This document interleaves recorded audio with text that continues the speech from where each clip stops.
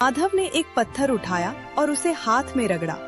वह पत्थर चमकते हुए सोने के डले में बदल गया। ये मिट्टी का जादू नहीं, कर्म का न्याय है।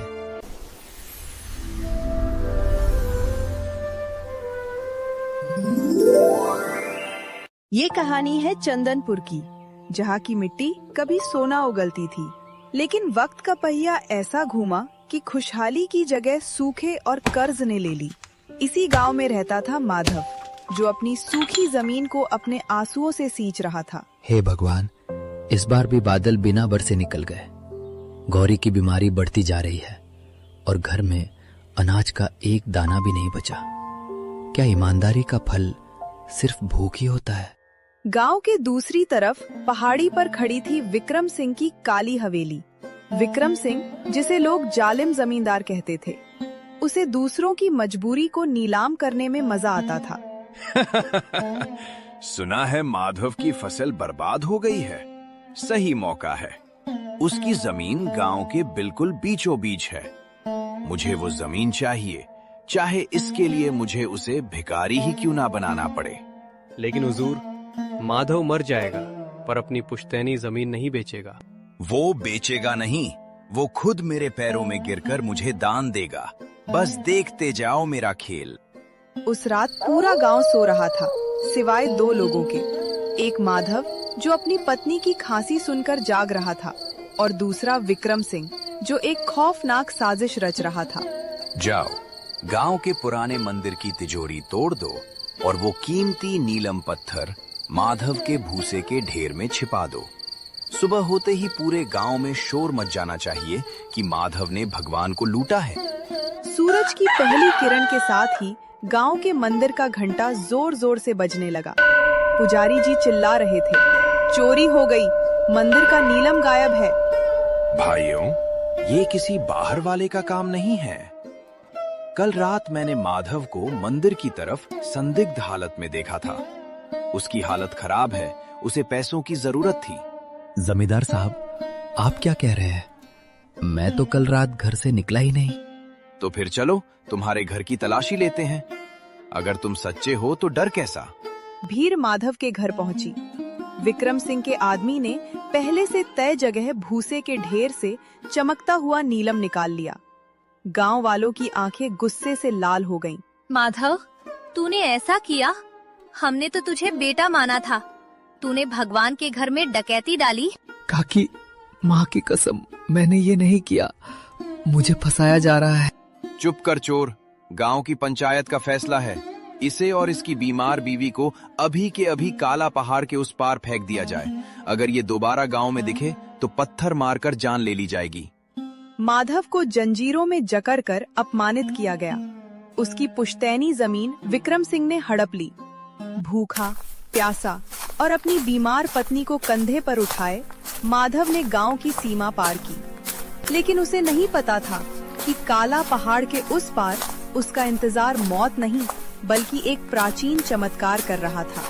चंदनपुर की सीमा खत्म होते ही शुरू होता था काला पहाड़, एक ऐसा इलाका जहां न कोई पंछी जाता था न कोई जानवर। कहा जाता था कि यहाँ की चट्टानें इंसानों का मांस खाती हैं। माधव अपनी बेहोश पत्नी गौरी को पीठ पर लादे पत्थरों से टकराते हुए आगे बढ़ रहा था। उसके पैर लहूलुहान थे। गौरी, हिम्मत मत हारना, बस थोड़ा और, हम किसी सुरक्षित जगह पहुंच जाएंगे। भगवान, अगर तू है तो आज मेरी सच्चाई का साथ दे। स्वामी, मुझे छोड़ दीजिए, आप अकेले निकल जाइए। मुझ बदकिस्मत की वजह से आप भी। चलते चलते माधव एक प्राचीन गुफा के पास गिरा। भूख और प्यास ने उसे अधमरा कर दिया था। तभी धुएं के गुबार के बीच से एक लंबी परछाई उभरी। राख से लिपटा हुआ शरीर, गले में हड्डियों की माला और आंखों में दहकते अंगारे। सामने एक अघोरी खड़ा था। इस मृत्यु लोक के द्वार पर अपना चिता खुद धोकर लाने वाले मुसाफिर, तू यहाँ क्यों आया? यहाँ केवल राख मिलती है, रोटी नहीं। बाबा, मैं चोर नहीं हूँ। मुझे अपनों ने लूटा और गैरों ने निकाला है। मेरी पत्नी मर रही है, मुझे बचा लीजिए। तेरी आंखों में सच्चाई का नूर है और तेरे माथे पर विश्वासघात की लकीरें। जिस नीलम के लिए तुझे निकाला गया वो तो एक कंकड़ था, असली नीलम तो तेरे अंदर की ईमानदारी है। अघोरी ने अपने कमंडल से 2 बूंद पानी गौरी के मुंह में डाला। देखते ही देखते उसकी नीली पड़ चुकी त्वचा चमकने लगी और उसकी सांसें सामान्य हो गईं। माधव दंग रह गया। ये कैसा चमत्कार है बाबा? चमत्कार ये नहीं, चमत्कार तो वो है जो इस गुफा के पीछे छिपा है। माधव, इस पहाड़ के शिखर पर एक रक्त गुलाब का पेड़ है जो 100 साल में एक बार फल देता है। वो फल नहीं, समय का दर्पण है। जो उसे खाता है उसे भविष्य देखने की और मिट्टी से सोना बनाने की शक्ति मिलती है। लेकिन क्या बाबा? लेकिन वो फल वही तोड़ सकता है जिसकी नीयत साफ हो। अगर तेरे मन में जरा सा भी लालच आया तो तू पत्थर का बन जाएगा। क्या तू तैयार है? माधव पहाड़ की चोटी की ओर बढ़ने लगा। रास्ते में उसे सोने के सिक्कों की नदियां दिखीं, सुंदर अप्सराओं के भ्रम हुए और विक्रम सिंह की आवाज सुनाई दी जो उसे डरा रही थी। माधव, वापस जा। तू गरीब पैदा हुआ है और गरीब ही मरेगा। मैं गरीब मर सकता हूँ लेकिन बेईमान नहीं। जैसे ही माधव ने चोटी पर पहुंचकर उस लाल फल को छुआ, पूरा पहाड़ हिलने लगा। फल से एक तेज रोशनी निकली और माधव के शरीर में समा गई। उसे दिखने लगा कि गांव में विक्रम सिंह कैसे लोगों पर जुल्म कर रहा है और कैसे उसने खुद नीलम छिपाया था। जा माधव, अब तेरे हाथ जिस बंजर जमीन को छुएंगे वो सोना उगलेगी। तेरे शब्द कानून बनेंगे। लेकिन याद रखना, शक्ति का उपयोग न्याय के लिए करना, बदले के लिए नहीं। बाबा, मैं बदला नहीं लूंगा। मैं हिसाब करूंगा, हर उस आंसू का जो गौरी की आंखों से गिरा और हर उस अपमान का जो चंदनपुर की मिट्टी ने सहा। माधव अब वह पुराना लाचार किसान नहीं था।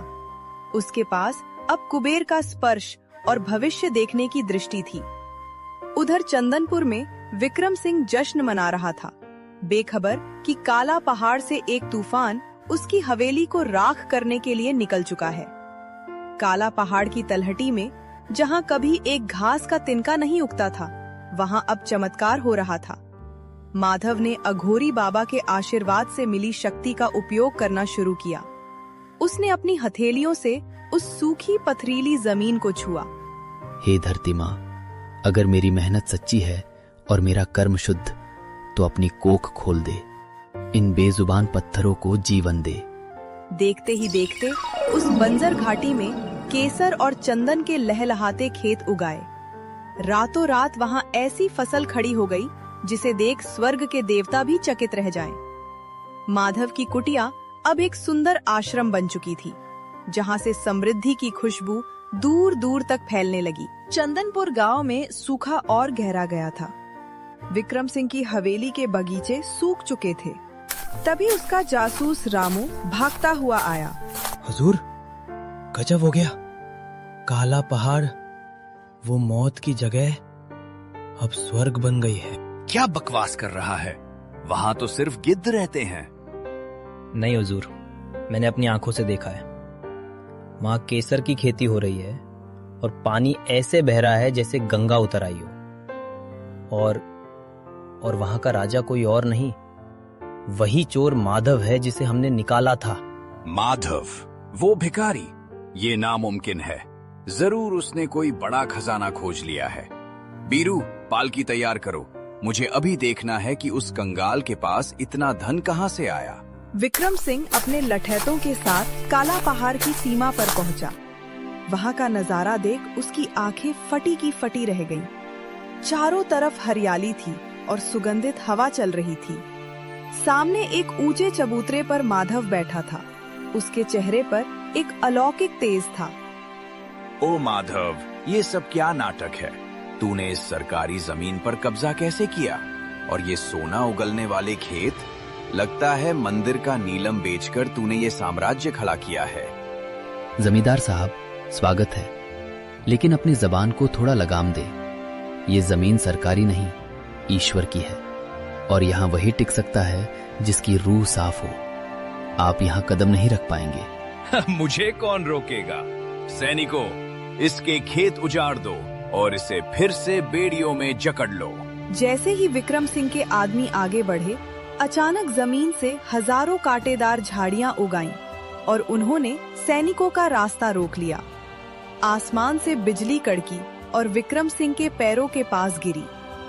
रुक जाइए, ये जमीन बेईमानों का बोझ नहीं सहती। विक्रम सिंह, तुम यहाँ मेरा धन देखने आए हो?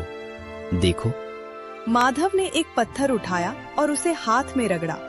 वह पत्थर चमकते हुए सोने के डले में बदल गया। ये मिट्टी का जादू नहीं, कर्म का न्याय है। जो तुमने चंदनपुर के गरीबों से छीना, वो सब अब मिट्टी बन रहा है, और जो मैंने ईमानदारी से खोया, वो अब सोना बन रहा है। माधव, मुझे भी ये विद्या सिखा दे। मैं तुझे चंदनपुर का मुखिया बना दूंगा। हम मिलकर पूरी दुनिया पर राज करेंगे। विक्रम सिंह, अघोरी बाबा ने कहा था कि लालच की उम्र बहुत छोटी होती है। मुझे अपनी शक्ति का भविष्य दिखा है, और तुम्हारा भी। तुम्हारे पापों का हिसाब इसी गांव की मिट्टी करेगी। जाओ यहां से, इससे पहले कि ये पहाड़ तुम्हें जिंदा दफन कर दे। विक्रम सिंह डर के मारे भाग खड़ा हुआ, लेकिन उसके मन में अब पछतावा नहीं, बल्कि एक और भी खतरनाक साजिश जन्म ले रही थी। उसे लगा कि अगर वह उस अघोरी बाबा को वश में कर ले, तो वह माधव से भी ज्यादा शक्तिशाली बन जाएगा। उसे नहीं पता था कि वह अपनी मौत को दावत देने जा रहा है। माधव की समृद्धि ने विक्रम सिंह की रातों की नींद छीन ली थी। उसने समझ लिया था कि माधव को हराने के लिए हथियारों की नहीं, काली शक्तियों की जरूरत है। उसने शमशान से कालू तांत्रिक को बुलवाया। हुजूर, माधव के पास जो शक्ति है, उसका स्रोत वह अघोरी है। अगर हम उस अघोरी की सिद्ध माला छीन ले, तो न केवल माधव की शक्ति खत्म हो जाएगी, बल्कि आप मौत पर भी विजय पा लेंगे। मुझे वो माला चाहिए कालू, चाहे इसके लिए मुझे पूरा काला पहाड़ खून से नहलाना पड़े। बताओ क्या करना होगा। आज अमावस है। जब अघोरी समाधि में होगा, हमें उसे धोखे से बांधना होगा। उसकी बलि चढ़ानी होगी। विक्रम सिंह और कालू तांत्रिक छिपते छिपाते अघोरी की गुफा में पहुँचे। बाबा ध्यान में मग्न थे। उनके चारों ओर एक सुरक्षा घेरा चमक रहा था। विक्रम सिंह, विनाश के द्वार पर खड़े होकर भी मनुष्य अहंकार का त्याग नहीं करता। तू यहाँ अपनी मौत ढूंढने आया है। बाबा, उपदेश छोड़िए। आपकी शक्तियाँ अब मेरी होंगी। कालू, शुरू करो। कालू तांत्रिक ने एक अभिमंत्रित जाल अघोरी पर फेंका। अघोरी की सुरक्षा शक्ति क्षीण होने लगी। विक्रम सिंह ने अपनी तलवार निकाली और बाबा की गर्दन पर रख दी। उसी वक्त मिलो दूर अपने आश्रम में माधव को अचानक घबराहट महसूस हुई। उसकी आंखों के सामने धुंधला सा दृश्य उभरने लगा। गुफा, तलवार और लहूलुहान अघोरी। नहीं, बाबा संकट में है। वो पापी विक्रम सिंह सीमा पार कर चुका है। गौरी, मुझे जाना होगा। आज न्याय की तलवार को खुद हाथ में उठाना पड़ेगा। जैसे ही विक्रम सिंह ने वार करने के लिए हाथ उठाया, गुफा की दीवारें फटने लगी। माधव बिजली की गति से वहां पहुंचा। उसकी आंखों से ज्वाला निकल रही थी। रुक जाओ, एक कदम और बढ़ाया तो तुम्हारी राख बेनसीब नहीं होगी। तू आ गया चोर। देख, आज तेरा गुरु मेरे कब्जे में है। अगर तूने अपनी जादुई शक्तियां मुझे नहीं दी, तो मैं इसकी गर्दन कलम कर दूंगा। माधव, घबराना मत। सत्य को बांधा जा सकता है, पर मिटाया नहीं। इसे वो करने दे जो ये करना चाहता है। विक्रम सिंह ने लालच में आकर अघोरी के गले से वह हड्डियों की माला खींच ली। जैसे ही माला उसके हाथ में आई, उसे लगा कि वह अजय बन गया है। अब मैं भगवान हूँ। माधव, अब तू मेरे पैरों की धूल है। लेकिन अचानक वह माला विक्रम सिंह के हाथों में जलते हुए अंगारे बन गई। वह कोई शक्ति देने वाली माला नहीं, बल्कि विक्रम के पापों का लेखा जोखा थी। विक्रम के हाथ कोयला होने लगे। भागो, ये अघोरी की शक्ति नहीं, उसका श्राप है। विक्रम सिंह दर्द से तड़प रहा था। तांत्रिक उसे छोड़कर भाग गया। अघोरी बाबा अपनी समाधि से उठे। उनके चेहरे पर एक रहस्यमयी मुस्कान थी। उन्होंने माधव से कहा, समय आ गया है माधव, अब अंतिम युद्ध हवेली में नहीं, पूरे गांव के सामने होगा। विक्रम सिंह के विनाश की उल्टी गिनती शुरू हो चुकी है। विक्रम सिंह काले पहाड़ से किसी तरह जान बचाकर चंदनपुर वापस तो आ गया, लेकिन उसके हाथ जलकर काले पड़ चुके थे। वह अघोरी की माला का ताप सह नहीं पाया था। गांव में यह खबर फैल गई कि जमींदार पर किसी प्रेत का साया है। सैनिकों, गांव के हर घर में आग लगा दो। अगर मैं सुखी नहीं रह सकता तो कोई नहीं रहेगा। वो माधव, वो वापस आ रहा है, उसे रोको। अगली सुबह जब सूरज चंदनपुर की पहाड़ियों से ऊपर आया तो गांव वालों ने एक अद्भुत नजारा देखा। दूर से एक भूरे घोड़े पर सवार होकर माधव आ रहा था। उसके पीछे अनाज से भरी गाड़ियां और फल फूलों के ढेर थे। उसके चेहरे पर न क्रोध था न अहंकार, बस एक असीम शांति थी। देखो, ये तो वही माधव है जिसे हमने पत्थर मारे थे, पर ये तो किसी राजा जैसा लग रहा है। माधव बेटा, क्या तुम हमें सजा देने आए हो? माधव गांव के उसी प्राचीन मंदिर के सामने रुक गया जहां उस पर चोरी का इल्जाम लगा था। पूरा गांव इकट्ठा हो गया। हवेली के झरोखे से विक्रम सिंह कांपते हुए यह सब देख रहा था। चंदनपुर के निवासियों, मैं यहाँ बदला लेने नहीं, सत्य की स्थापना करने आया हूँ। जिस नीलम की चोरी का कलंक मुझ पर लगाया गया था, आज वो नीलम खुद अपनी कहानी सुनाएगा। माधव ने हवा में हाथ उठाया और अघोरी बाबा द्वारा दी गई शक्ति से मंदिर की दीवारों पर एक छाया चित्र उभरने लगा। दीवारों पर साफ दिखने लगा आधी रात का वक्त विक्रम सिंह का चेहरा, और वह खुद अपने हाथों से मंदिर की तिजोरी तोड़कर नीलम माधव के भूसे में छिपा रहा है। विश्वासघात, जमींदार ने हमें धोखा दिया। माधव निर्दोष है। क्रोधित भीड़ विक्रम सिंह की हवेली की तरफ दौड़ी, लेकिन माधव ने उन्हें रोक दिया। रुक जाइए, न्याय क्रोध से नहीं, कर्म से होता है। विक्रम सिंह ने जो पाप किया है, उसकी सजा मनुष्य नहीं, कुदरत देगी। विक्रम सिंह पागलों की तरह हवेली से बाहर निकला। उसके हाथों से अब भी धुआं निकल रहा था। हाँ, मैंने किया, सब मैंने किया, पर तुम मेरा क्या बिगाड़ लोगे? ये जमीन मेरी है, ये लोग मेरे गुलाम हैं। माधव ने अपनी मुट्ठी से चंदनपुर की मिट्टी उठाई और उसे हवा में फूंक दिया।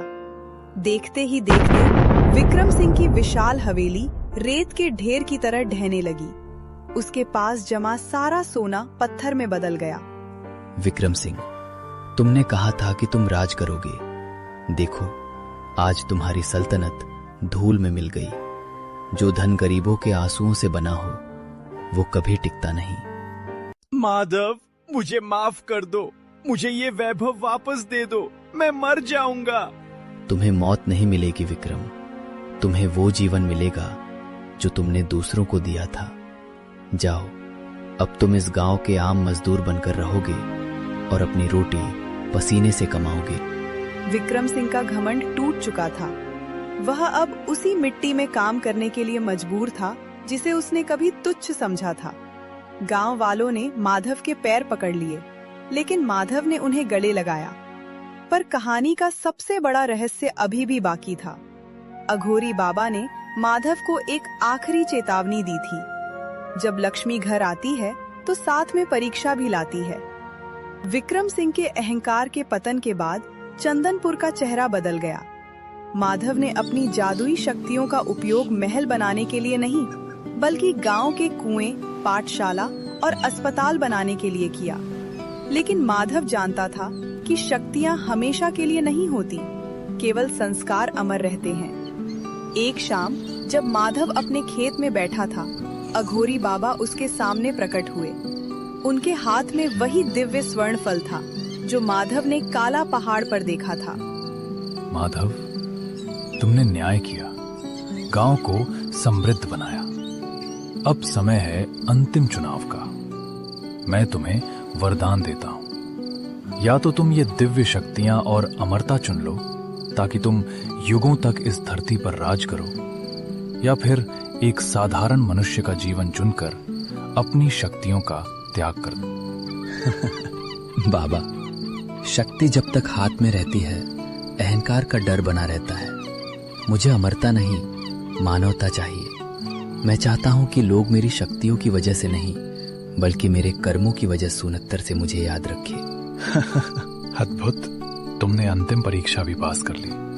जो शक्ति को छोड़ना जानता है वही वास्तव में शक्ति का अधिकारी है। माधव ने अपनी आंखें बंद की और अपनी सारी सिद्धियां, वह कुबेर का स्पर्श और भविष्य की दृष्टि अघोरी बाबा के चरणों में अर्पित कर दी। अचानक उसके शरीर से निकला वह दिव्य प्रकाश वापस काला पहाड़ की ओर चला गया। माधव अब फिर से वही साधारण किसान था, लेकिन उसके मन में अब अटूट शांति थी। कई साल बीत गए। माधव बूढ़ा हो चुका था। वो अपने घर के बाहर बैठा बच्चों को कहानी सुना रहा था। पास ही विक्रम सिंह, जो अब गांव का सबसे मेहनती और ईमानदार मजदूर बन चुका था, माधव के लिए ताजी फसल लेकर आया। माधव भाई, आज खेत में पहली फसल बहुत अच्छी हुई है, ये आपके लिए। देखो विक्रम, आज तुम्हारे पसीने की खुशबू उस सोने से भी ज्यादा कीमती है जो कभी तुम्हारी हवेली में था। मेहनत की रोटी ही असली वैभव है। माधव ने अपनी पत्नी गौरी का हाथ थामकर डूबते सूरज को देखा। उसने चंदनपुर को केवल अमीर नहीं बल्कि ईमानदार बनाया था। याद रखना, जीवन में धूप छांव तो आएगी, पर अपनी ईमानदारी की छतरी को कभी गिरने मत देना। कर्म का चक्र घूमता जरूर है, जो आज बोओगे वही कल काटो। और इस तरह चंदनपुर का वो गरीब किसान राजर्षि माधव बन गया। उसकी कहानी आज भी पहाड़ों की हवाओं में गूंजती है। कर्म ही पूजा है और सत्य ही ईश्वर। क्या आपने कभी ईमानदारी की वजह से कोई बड़ी मुसीबत झेली है? अपनी कहानी कमेंट्स में बताएं।